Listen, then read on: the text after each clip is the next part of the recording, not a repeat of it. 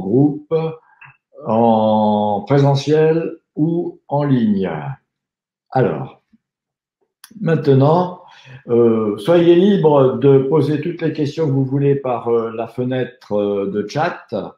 Et aussi, si vous voulez, vous pouvez cliquer sur le petit bonhomme qui tend le bras pour me dire que vous avez une question. De toute façon, je vais faire un exposé, j'interromprai à un certain moment pour que nous puissions échanger. Alors, donc, bienvenue à ce séminaire. Comment faire participer sans manipuler? Alors, tout d'abord, quels sont les freins initiatives? Eh bien, lorsque nous parlons à des managers et leur posons ces questions en formation, bien souvent, ce que nous détectons, c'est que les managers nous disent que c'est un désir de gagner du temps, être participatif, il faut écouter, on a quelquefois des réponses qui ne sont pas celles qu'on attend, et on a envie d'être aussi efficace. Bien sûr que nous avons aussi nos propres idées, et plus nous sommes spécialisés dans un domaine, plus nous avons des idées et plus nous y sommes attachés. Autre frein, c'est des doutes aussi sur la compétence et la motivation des collaborateurs. Quelquefois, des managers ont des a priori sur certains collaborateurs. Donc, ils s'engouffrent dans une attitude directive en disant ce qu'il faut faire, en donnant des informations. C'est un frein. Maintenant, besoin aussi de montrer notre compétence. On est souvent attiré par cela. C'est une tentation. Et besoin d'aider les autres. Souvent, il y a des managers qui disent oui, mais les collaborateurs, on n'est pas sûr qu'ils aient tous les moyens, et puis il faut aller vite, et puis on a envie effectivement de les aider au maximum. Maintenant, c'est au détriment d'une écoute et aussi d'une attitude participative. Et inconsciemment, on a une attitude plutôt paternaliste et on a plus tendance à transformer nos collaborateurs en enfants plutôt qu'en adultes. C'est une caricature, c'est un raccourci, bien entendu. Alors, quelles sont les attentes des collaborateurs? Eh bien, les collaborateurs, ils apprécient d'être valorisés, d'être considérés comme des adultes, d'être considérés comme des personnes importantes à part entière. Ils ont aussi besoin d'avoir la possibilité de décider par eux-mêmes, d'avoir une certaine autonomie, d'être écoutés et aussi de participer. Plus les gens participent, ils mettent en œuvre leurs propres idées ou des projets auxquels ils ont participé, bien plus ils sont motivés. C'est stimulant, c'est valorisant et c'est aussi traiter nos collaborateurs en adultes. Alors, de quoi un manager lui-même a le plus besoin pour être participatif? Eh bien, d'avoir une vision claire de ses responsabilités. Quel est le champ de mes responsabilités et à l'intérieur desquelles je peux prendre les décisions où j'ai moi-même de l'initiative, une marge de manœuvre. D'où l'intérêt et la nécessité, l'importance d'être en accord avec son supérieur hiérarchique. Être en accord avec son supérieur hiérarchique, c'est clarifier ma mission. Qu'est-ce qu'on attend de moi? Quelle est ma mission? Quels sont mes objectifs? Et aussi, comment travailler ensemble? Et à quoi nous allons voir que ça marche?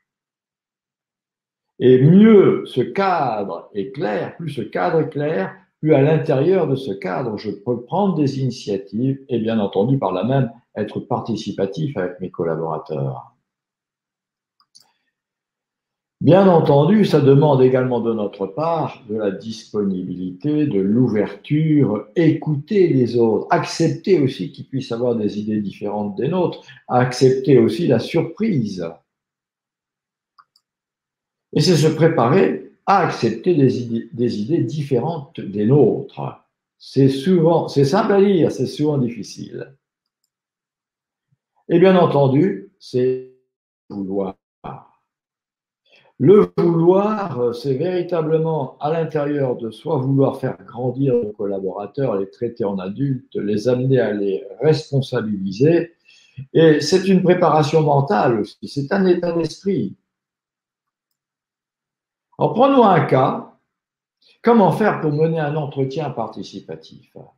Prenons un cas, par exemple, la direction du groupe à laquelle vous appartenez vient de privilégier au maximum le recrutement interne et réserver exclusivement le recrutement extérieur pour des compétences indispensables et inexistantes dans l'entreprise. Vous êtes directeur régional, Philippe, votre directeur régional, Philippe Durand, s'apprête à lancer un recrutement d'animateur des ventes. Vous pensez personnellement que la solution est de consulter la DRH qui, vous le savez, a plusieurs personnes anciennes dans l'entreprise affectées à d'autres fonctions. Maintenant, vous avez Philippe Durand, lui est parfaitement informé sur la politique de l'entreprise. Il est compétent, motivé et est attaché lui-même au développement de ses propres collaborateurs. Et il a dans son équipe plusieurs collaborateurs compétents. Alors, je vais faire une simulation en raccourci bien entendu et je vais être manager et je vous indiquerai aussi les réponses possibles de mon manager. Et au fur et à mesure, je vous indiquerai aussi les différentes phases de cet entretien. Alors, ce que je vous invite à faire, c'est bien observer et puis pourquoi pas prendre des notes. Et ensuite, eh bien, je répondrai à toutes vos questions. On va dégager les différentes phases de cet entretien et on prendra le temps d'échanger. Et j'accueille aussi un nouveau participant qui s'appelle Amani. Bienvenue. Donc, n'hésitez pas à poser des questions par la boîte de chat et à certains moments aussi, je ferai une pause pour répondre à vos questions. Alors, simulons ce cas. Je reçois mon collaborateur qui s'appelle Philippe et je lui dis « Bonjour Philippe, comment allez-vous? Je vous en prie, asseyez-vous. Alors dites-moi, cette réunion avec votre équipe hier, comment ça s'est passé ?» Et ça, c'est ce qu'on appelle un accueil positif et personnalisé.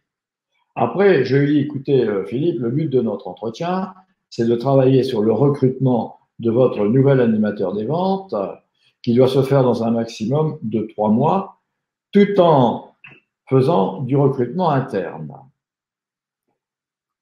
Et ça, c'est ce qu'on appelle annoncer le but. Et ensuite, je dis, alors Philippe, dites-moi, comment faire pour être sûr d'avoir le meilleur candidat possible de façon à ce qu'il soit opérationnel dans 3 mois maximum, tout en faisant du recrutement interne. Ça, c'est ce qu'on appelle une phase de questions constructive. Maintenant, le collaborateur peut me répondre de différentes manières. Par exemple, dire j'ai dans mon équipe Robert qui est prêt à assumer cette fonction, j'ai d'autres candidats également potentiels, mais ce que je voudrais aussi, c'est éviter d'avoir une liste importante de candidats qui me sont proposés par la DRH et puis au risque de perdre du temps et puis aussi de démotiver des gens à qui on va refuser ce job. Bon, c'est différentes possibilités. Et ensuite, je peux dire oui, effectivement, je vous comprends très bien. Alors d'après vous, qu'est-ce qu'il faut faire alors pour éviter ces difficultés et être plus sûr encore d'avoir un candidat opérationnel dans 3 mois? Et ensuite, je vais écouter le collaborateur, qui est un manager également, qui peut me dire par exemple, bon, écoutez, je vais interviewer plusieurs personnes. Ensuite, je vais m'assurer de leur disponibilité, de leurs compétences. Quand ils vont arriver, on va bien ficeler ensemble leur description de fonction. On va passer X temps, etc., etc. Et là, je vais l'écouter. Et ensuite, OK, Philippe, dites-moi alors, par quoi commencez-vous? Vous donnez combien de temps? Et à quel moment on peut faire le point ensemble? Okay. Et dans ce cas-là, on conclut par une action et un rendez-vous. Alors, comment repart le collaborateur d'un tel entretien? Il pense à quoi et qu'est-ce qu'il va mettre en œuvre? Eh bien, il pense à la mise en œuvre de ses propositions, du plan d'action qu'on a défini ensemble et qui est le sien. Alors maintenant, analysons, allons plus dans le détail. Reprenons ces différentes phases. Alors, la première phase, donc, c'est l'accueil. Qu'est-ce que je montre au manager, à mon manager, par cet accueil? eh bien, je montre de la considération vis-à-vis de lui. Et cet accueil peut être différent en fonction de la personne, et puis aussi, si je l'ai vu plusieurs fois déjà dans la journée, je vais lui faire un accueil différent. Alors vous allez me dire, oui, un accueil, c'est bien, seulement ça peut être considéré comme de l'hypocrisie. Oui, c'est vrai, c'est vrai si cet accueil, je le fais seulement quand j'ai besoin d'aborder un sujet important avec mon collaborateur ou si j'ai besoin de lui à un moment donné. Et un accueil positif, personnalisé, peut être extrêmement court. Hein, ça peut être bonjour Philippe ou ah Philippe, asseyez-vous, dis-moi, ça va depuis tout à l'heure ou quelque chose comme ça. Tout simple. Maintenant, la considération qu'on porte aux gens, si vous voulez qu'ils croient en nous, eh bien, c'est pas seulement lorsqu'on a un entretien, c'est aussi en permanence. C'est une attitude permanente, cet accueil, cette considération. Et ça repose sur des détails. La deuxième phase, c'est le but. J'ai annoncé le but tout de suite après. Quel est l'intérêt? Même quand un collaborateur est en confiance, avant l'entretien, qu'est-ce qu'il fait? Il se pose la question, quel est le but? Il se pose des questions. Donc, dès le départ, j'annonce le but et je réponds à une question implicite du collaborateur et en plus, on entre tout de suite dans le vif du sujet. Là, nous sommes efficaces. Et tout de suite après, qu'est-ce que j'ai fait? Eh bien, j'ai posé une question, ce qu'on appelle une question constructive. C'est autre chose qu'une question purement consultative. Je me pose une question pour encourager le collaborateur à faire des propositions. D'après vous, qu'est-ce qu'il faut faire pour? C'est une question constructive qu'on peut formuler de 100 manières différentes. Et ensuite, j'écoute le collaborateur et je l'écoute d'une manière réceptive, c'est-à-dire que j'écoute toutes ses propositions en évitant de formuler mes propres idées. C'est-à-dire que j'écoute ses propositions jusqu'au bout, sans lui laisser supposer un seul instant que moi aussi j'ai des idées sur la question et des idées différentes des siennes. C'est ça véritablement une écoute réceptive. Et après, eh bien, concrétisation, comment faire, que faire concrètement, avec qui, quand, voilà. Et le collaborateur repart avec son propre plan d'action, il va mettre en place ses propres idées, et là, il va être infiniment plus motivé. Et si ce sont ses propres idées, elles ont 1000 fois plus de chances de fonctionner. Et ça, c'est ce qu'on appelle un entretien participatif, où j'ai décidé d'être participatif avec ce collaborateur, et je l'ai été à 100%. Alors, que faire pour qu'un tel entretien soit véritablement un entretien participatif et non pas manipulatoire et manipulateur? Alors, d'abord, une idée clé, les hommes soutiennent ce qu'ils aident à créer. Et ensuite, que faire pour être largement participatif et non manipulateur? J'ai un objectif, il est clair, clairement défini, et je décide d'être participatif avec cette personne. Et là, je vais faire un large comment selon vous. Seulement, le risque, c'est que le collaborateur me fasse une proposition qui soit vague ou très éloignée de l'objectif. Et là, dans ce cas-là, je suis obligé de la refuser. Seulement l'inconvénient, c'est que le collaborateur peut se dire, eh bien, écoute, il me demande mon idée, mais mon avis, hein, et puis ensuite il refuse. C'est frustrant et c'est ce qu'on appelle de la manipulation. Maintenant, si un collaborateur fait une proposition inadaptée, je me dois de le faire. Maintenant, comment éviter et limiter le risque de la manipulation? Eh bien, dans mon objectif, qu'est-ce que je vais faire? Eh bien, je vais définir le cadre, c'est-à-dire que je vais aussi indiquer les limites, les moyens, les contraintes, voilà. Que faire d'après vous pour obtenir tel objectif dans X temps et avec tel moyen? Et à l'intérieur de ce cadre, là, je vais pouvoir être réceptif. Maintenant, que faire pour cela? les moyens et la latitude que je vais laisser aux collaborateurs, loin de les improviser, je vais y réfléchir avant et je vais les préciser. D'où préparation. Et dans ma préparation, eh bien aussi, je vais définir les limites et les moyens. Et aussi, je vais me poser la question sur la motivation de mon collaborateur, sur l'objectif à atteindre. D'autant plus que je peux avoir un collaborateur très motivé, pas forcément sur cet objectif-là. Et aussi, question sur quoi? Et bien sûr, sa compétence. Là aussi, il peut être très compétent d'une manière générale, pas forcément sur ce sujet-là. Et donc, ça va me permettre, mieux encore, de tracer le cadre, d'être participatif. Et si, malgré ça, ce qui peut arriver, on est des humains, le collaborateur sort du cadre, là, effectivement, je vais être plus libre de le refuser, car cela, ce n'est plus de la manipulation, puisque je lui ai donné toutes les cartes d'entrée au départ, d'où préparation. Alors, maintenant, eh bien, avant d'aller plus loin, eh bien, posez-moi vos questions.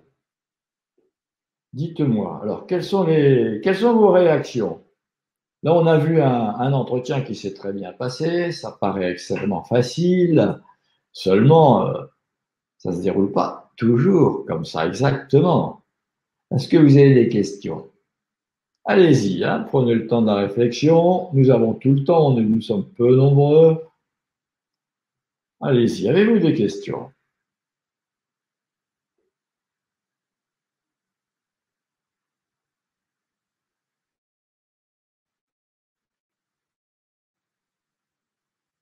Alors, pour vous faciliter les choses, il y a souvent, des réactions en séminaire.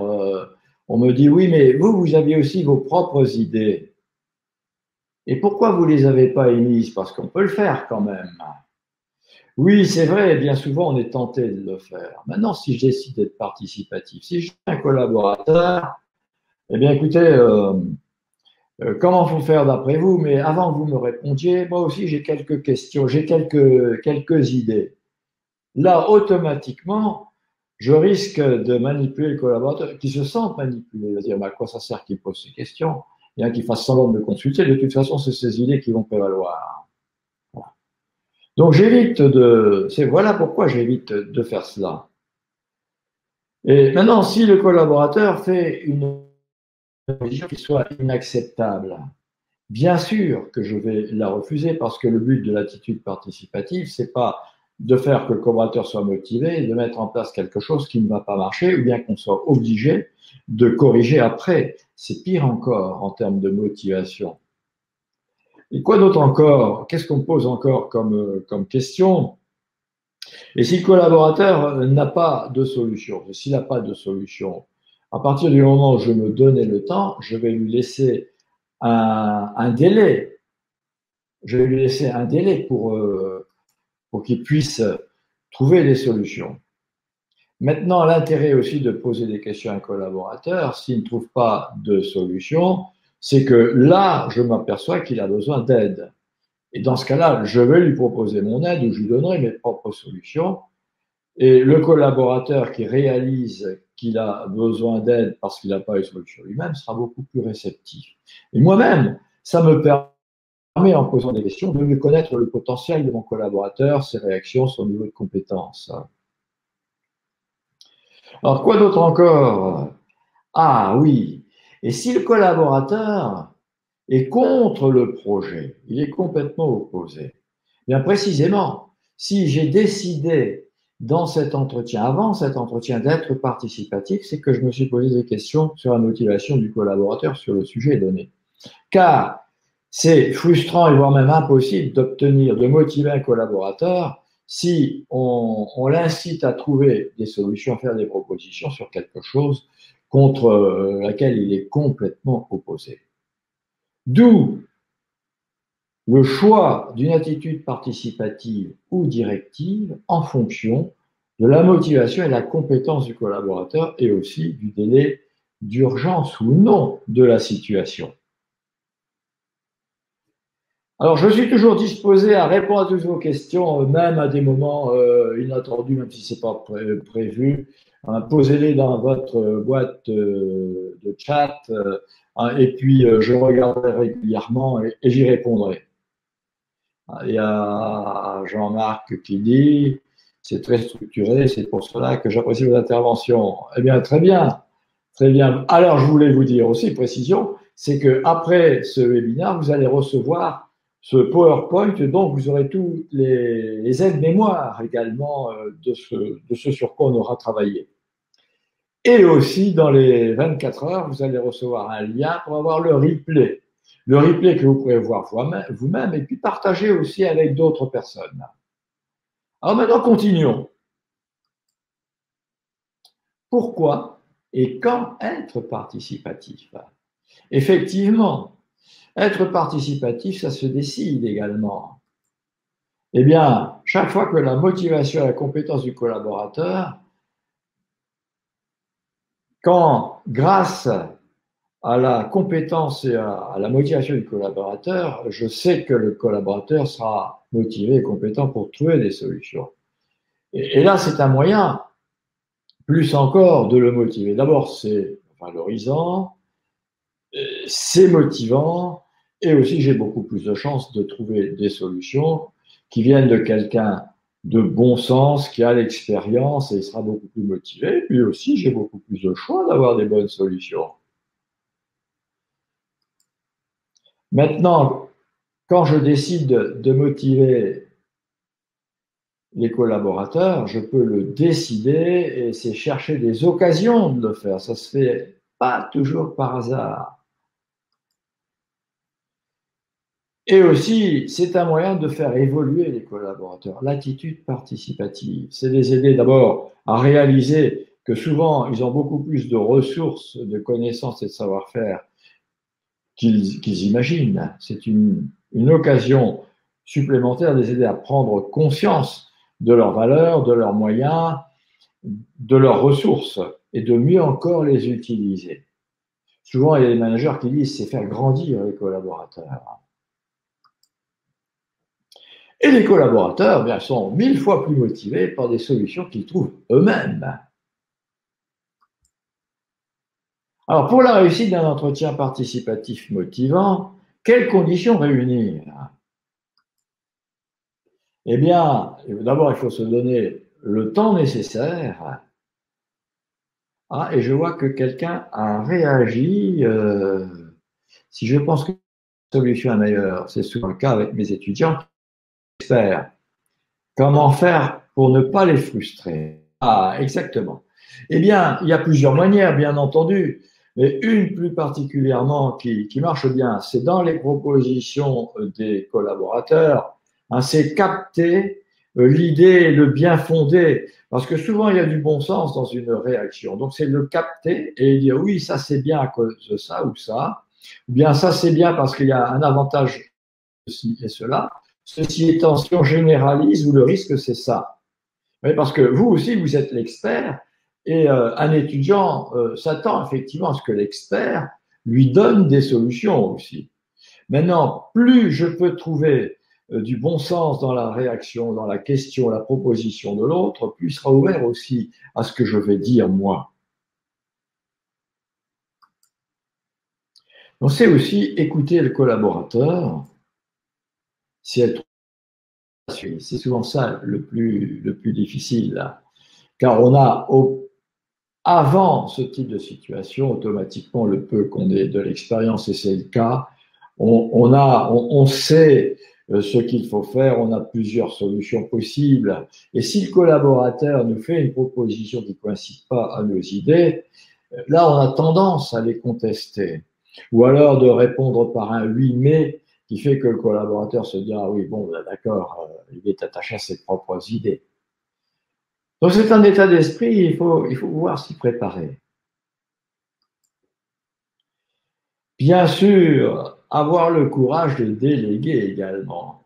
On parle de courage parce que c'est un risque, faut faire confiance aux collaborateurs, et un collaborateur, comme nous-mêmes d'ailleurs, n'est pas parfait, il risque de se planter, ou même une bonne idée ne marche pas à tous les coups, ou bien il peut y avoir des écarts dans la mise en œuvre.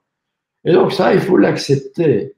Et quelquefois, il faut... Maintenant, si nous ne sommes pas habitués à le faire, ou nos collaborateurs ne sont pas habitués à le faire, commencer par des choses simples qui ont plus de chances de marcher. Alors maintenant, aussi, la confiance n'exclut pas le contrôle. Contrôler, c'est extrêmement positif, le contrôle. Souvent, on a une image négative du contrôle. En fait, le contrôle, qu'est-ce que ça va me permettre de faire? Eh bien, de réaliser que le collaborateur a fait un effort particulier ou a réussi. Dans ce cas-là, qu'est-ce que je vais faire? Ben, je vais pouvoir le féliciter. Et ça, c'est un levier puissant, c'est stimulant.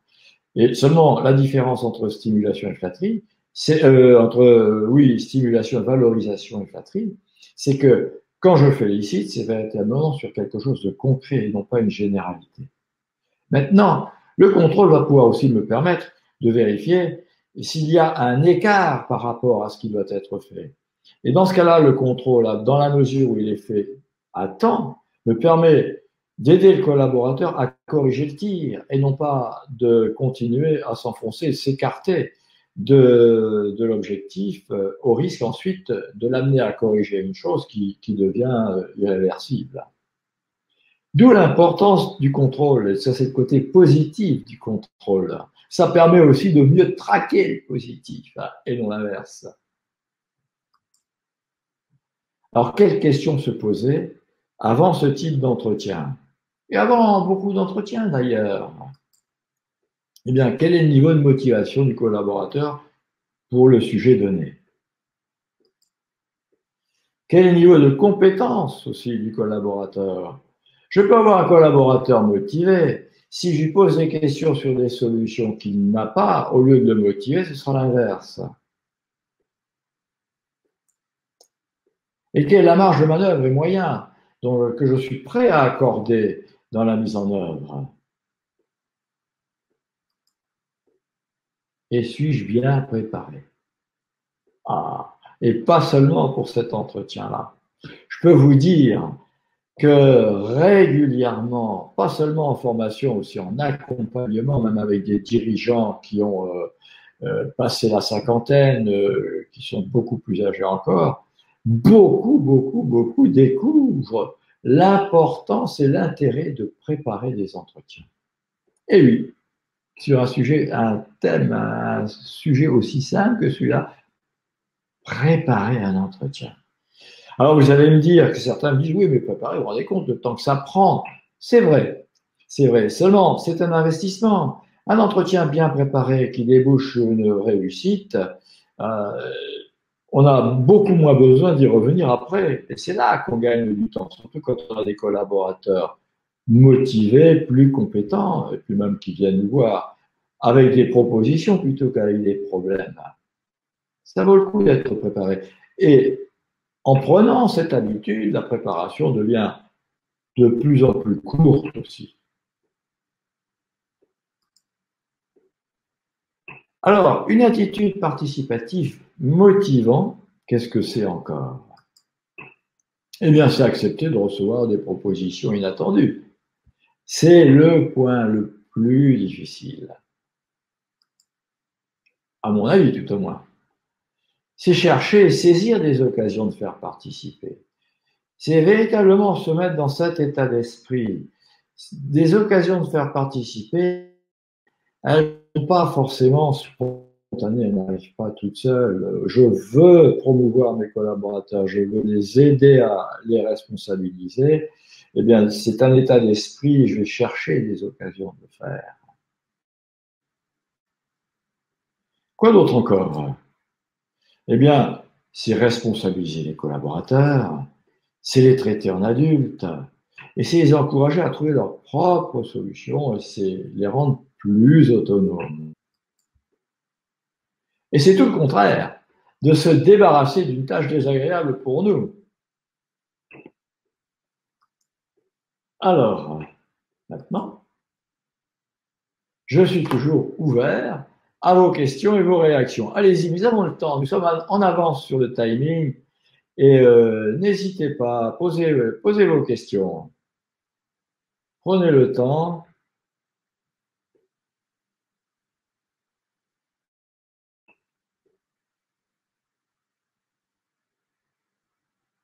Alors, on pose aussi la question, oui, mais si le collaborateur est contre ce sujet, il n'est pas motivé pour cela, d'accord, effectivement, là, je prendrai une autre décision. Et ça, c'est un entretien qu'on travaille aussi dans nos séminaires et en coaching. Hein, c'est l'attitude directive.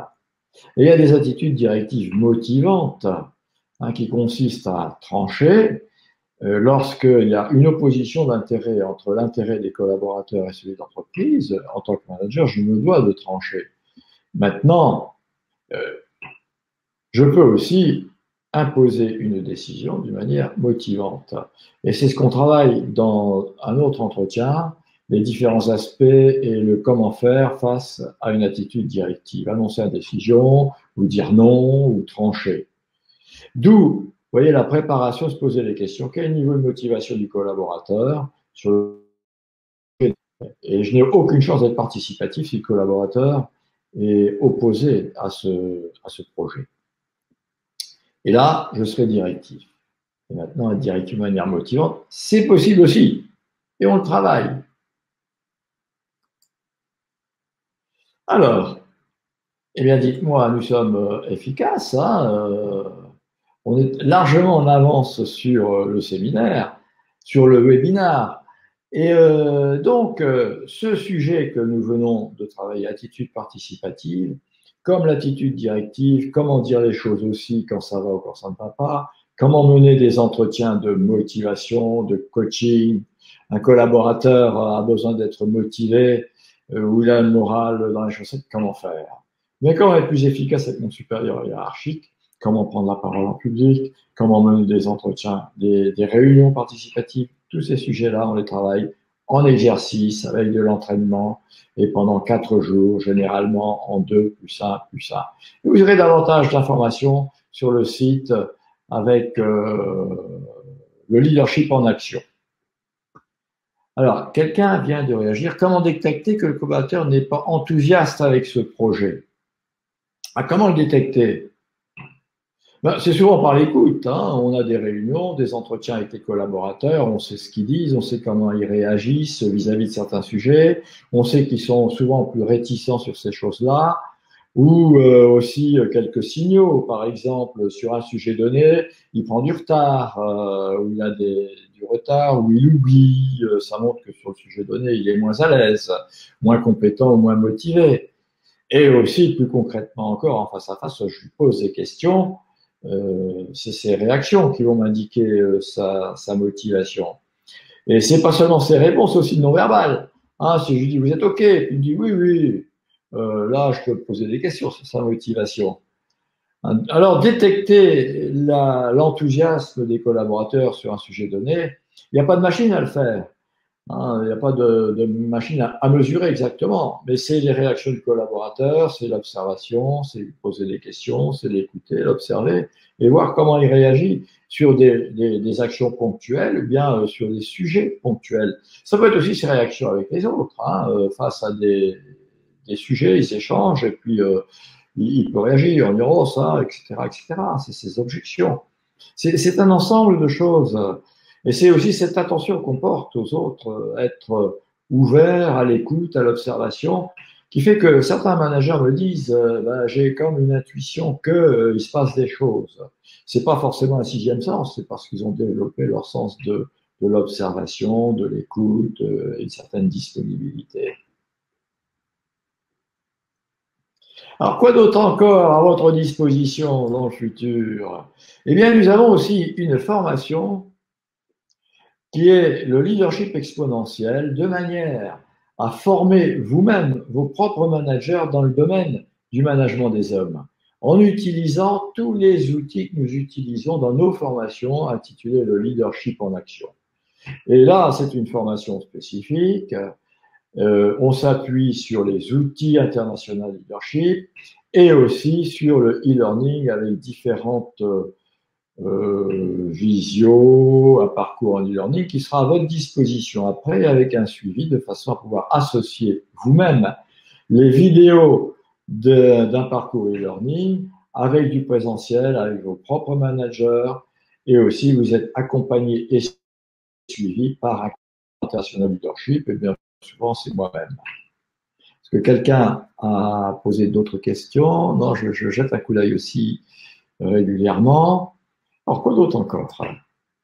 Eh bien, vous avez la possibilité aussi de vous auto-former personnellement en ligne en suivant un parcours complet de le leadership en action en ligne avec différents modules où là, il y a beaucoup de quiz, des échanges, des forums et des vidéos. Et aussi, vous pouvez le faire soit seulement en adoptant le parcours complet, soit par modules séparés et en auto-formation, ou encore en blended, ce qu'on appelle l'e-learning en blended, c'est associer le travail en ligne avec du présentiel et aussi avec des classes virtuelles, comme aujourd'hui, où on pourrait aussi se voir en visio et puis échanger comme dans une simple réunion, une vraie réunion, et avec des forums, avec le consultant international leadership qui est à votre disposition. Et vous aurez tous ces informations, soit que vous pouvez me joindre directement, ou aussi avec les liens qui sont affichés sur votre écran, que vous allez recevoir aussi dans les pièces jointes tout à l'heure. Le prochain webinaire, eh bien, s'appellera le leadership. Formez vous-même vos managers et comment? Et là, nous allons développer davantage les moyens et les outils que nous utilisons nous-mêmes en formation de formateurs et notamment le leadership exponentiel. Et comme vous avez pu le voir, nos webinaires, même courts, eh bien, donnent aussi du concret.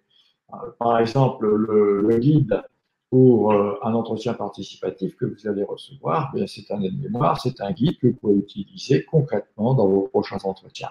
Ça, c'est le propre de tous nos webinaires et aussi de notre ADN qui consiste à donner des outils et des moyens et travailler beaucoup plus sur le savoir-faire en termes de comportement.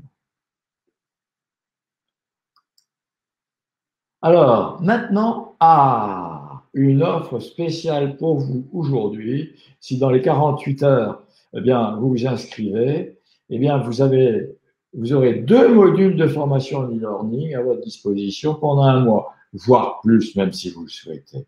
Et le premier module, c'est le rôle du manager, les idées clés, les principes qu'on attend d'un manager, les différentes qualités, et aussi l'attitude participative et les entretiens avec des vidéos de démonstration. Donc, c'est le développement de ce qu'on a travaillé ici même.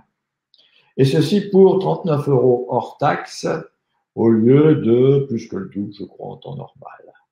Pour l'acheter, pour en savoir plus, eh bien, vous avez ce lien également. Et bien entendu, je répondrai à vos questions et puis on peut adapter des choses et faire du personnalisé avec tous les moyens dont on dispose.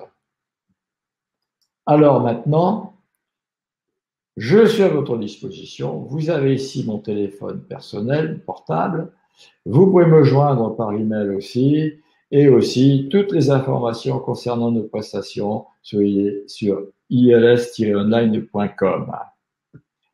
Alors, maintenant, donc je suis vraiment à votre disposition. N'hésitez pas à utiliser le moyen qui vous convient le mieux. Nous allons aussi pouvoir nous rencontrer sur d'autres webinaires qui, eux, sont à une cadence d'une fois par mois, sinon plus.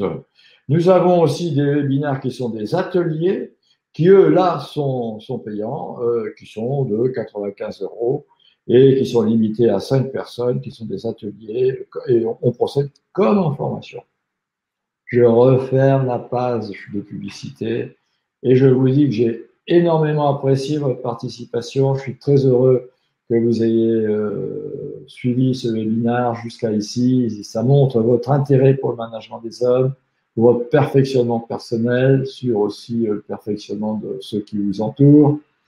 Et donc, je terminerai par tout simplement, bravo à tous et à très bientôt.